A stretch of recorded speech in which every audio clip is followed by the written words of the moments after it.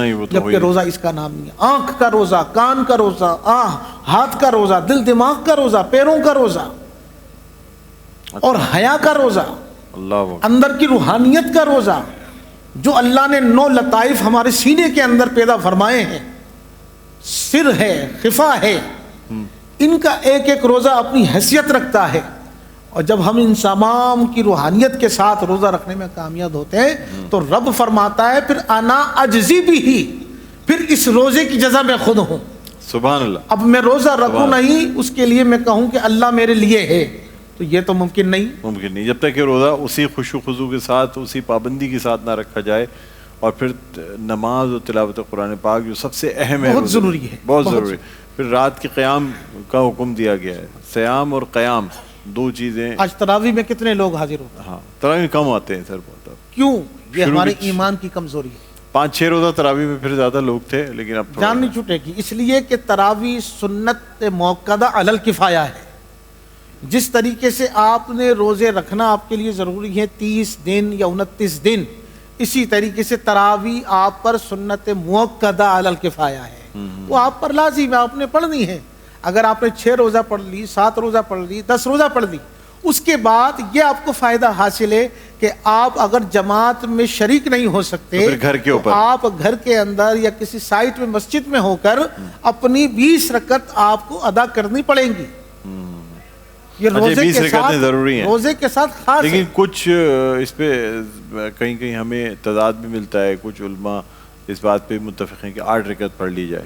8 والی جو روایت ہے یہ مجہول ہے، یہ ضعیف روایت ہے. جو ضعیف روایت.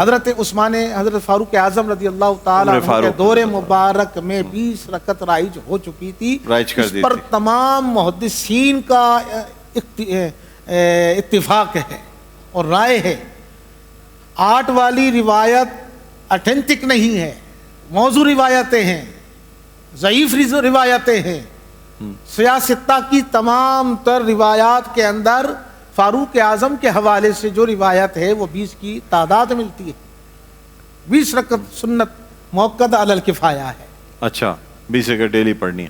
لیکن اس میں قرآن بھی تو پھر ختم کرنا ہے نا. ہم خود پڑھیں گے تو 20 رکعت میں تو ساری چھوٹی صورتیں ہم پڑھیں گے. اگر میں نے تو پھر قرآن کیسے تلاوت؟ 6 روزہ میں میں نے قرآن سن لیا. اچھا، 6 روزہ میں 7 روزہ میں میں نے ختم کر لیا ہے. 10 روزہ میں تو اس کا یہ ہے کہ آپ سورت تراویح پڑھ سکتے ہیں، کوئی فرض واجب نہیں ہے. آج بھی سندھ کے جو نواحی علاقے ہیں، گاؤں ہیں، وہاں ہر جگہ قرآن کا ختم نہیں ہو رہا. وہ سورت تراویح ہوتی ہے. سورہ علم ترا کیف فعل ربک سے لے کر سورہ فیل سے لے کر سورہ ناس تک یہ 10 صورتیں بن رہی ہیں. وہ دوبارہ اس کو ریپیٹ کر لیتے ہیں. اچھا، اس کو ریپیٹ کر لیتے ہیں، وہ سورت لے کر چلتے ہیں.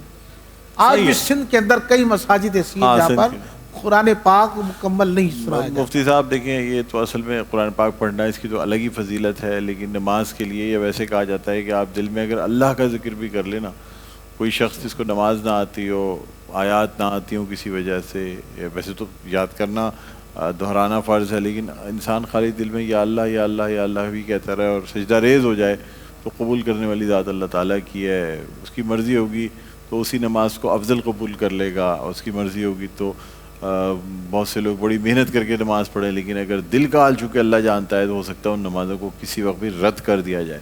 دوسری ایک اہم چیز یہ ہوتی ہے کہ آپ کسی کے ساتھ غلط کرتے ہیں، کسی کے ساتھ ناحق ناانصافی کرتے ہیں. دنیا میں شاید آپ سوچیں کہ میں نے بیوقوف بنا لیا، میں نے اس شخص کو زیر کر دیا، میں نے اس شخص کا حق جو ہے نا وہ غصب کر کے کھا لیا. قیامت کے دن روز آخرت جو ہے وہ ان چیزوں کے بدلے میں اگر اس شخص نے کبھی زندگی میں نمازیں پڑھی ہوں گی، کیونکہ نمازی آدمی میں نہیں سمجھتا ایسا کام کرے گا، اگر اس نے نمازیں پڑھی ہوں گی، اس نے نیکیاں کی ہوں گی، تو اللہ تعالیٰ جو وہ کام جو ناانصافی اس نے دنیا میں کی ہے، اللہ تعالیٰ اس کے عوض اس کی نیکیاں اور اس کی نمازیں اٹھا کے اس شخص کو دے دے گا جس کے ساتھ ظلم ہوا تھا. تو یہ بات جو ہے نا بڑی اہم ہے. ہم دنیا میں ظلم کر کے ہی سمجھتے ہیں کہ شاید بس یہاں سے ہم ظلم کر کے نکل جائیں گے اور کامیاب رہیں گے، لیکن اللہ تعالیٰ کی اس کی پکڑ ہے اور پھر اور کچھ نہیں. تو اور پھر ایک وقت وہ آتا ہے جب انسان کی نمازیں اور نیکیاں ختم ہو جائیں گی تو وہ انسان اللہ تعالیٰ سے کہے گا کہ میری تو اتنی نمازیں اتنی نیکیاں تھیں. پھر اللہ تعالیٰ ارشاد فرمائیں گے کہ بھائی تم نے جو اتنے لوگوں کے ساتھ ناانصافی کی تھی تو تمہاری نماز روزہ جو ہے ان کو دے دی گئی. یہ بڑی ماشاءاللہ ایک وہ ہے، بس رمضان المبارک کا یہ مہینہ ہے. مفتی صاحب کیا کہنا چاہیں گے کہ اب عشرہ مغفرت میں ہم داخل ہو چکے ہیں، اور جس طرح آپ نے فرمایا کہ ایک تو استغفر اللہ ربی من کل ذنب و اتوب الیہ، ہمیں ہر وقت اس کا وہ کرنا چاہیے. دوسری مجھے یہ بتائیے گا کہ کیا استغفار سے جو کہتے ہی ہیں کہ اگر کوئی شخص مشکل یا پریشانی میں آ جائے اور وہ استغفار کا ورد کرے تو یہ اللہ تعالیٰ سے مدد مانگنے کے برابر ہے، اللہ تعالیٰ غیب سے مدد کر دیتا ہے، کیا یہ بات درست ہے؟ جی احادیث کریمہ سے یہ دعا ثابت ہے. نبی کریم صلی اللہ علیہ وسلم اپنے اصحاب کو استغفر اللہ ربی من کل ذنب و اتوب الیہ کی تسبیح کے ورد کرنے کا ذکر فرماتے تھے. اور جا بجا ایسے صحابہ جو بدو صحابہ تھے، یعنی گاؤں دیہات سے آئے ہوئے تھے، تو جب وہ سرکار کی بارگاہ میں آتے وہ عرض کرتے یا رسول اللہ گھر میں بڑی پریشانی ہے، تنگ دستی کے معاملات ہیں، یا رسول اللہ کثیر عیالدار ہوں لیکن آقا مال کی کثرت نہیں پاتا، نہیں ہوتی ہے. آپ کی بارگاہ میں آنے کا مقصد یہ ہے کہ رب کریم مہربانی فرمائے، بچوں کا ساتھ ہے، کثیر عیال ہے. تو سرکار صلی اللہ تعالی علیہ وسلم سے استغفار شریف کی تسبیح کے ورد کرنے کی تلقین فرماتے ہیں. سبحان اللہ. اور آج بھی یہ بات ہے اہل اللہ کے اذکار میں موجود ہے.